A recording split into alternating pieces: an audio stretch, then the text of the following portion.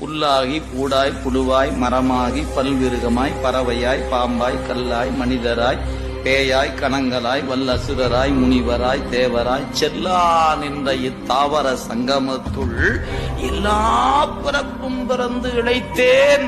என்னால முடியல பெருமானே, தயவு செய்து என்னை இதிலிருந்து கொஞ்சம் வெளியே கொண்டு வாங்கினார்.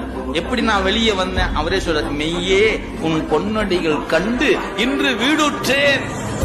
தப்பிச்சன் கடவுளே, நீ வந்த நிலந்தன் மேல் வந்தருளி நீள் கடல்கள் காட்டி ஞாயிற்கடையாய் கிடந்த அடியேற்கு தாயிற் சிறந்த தயாவான தத்துவனே.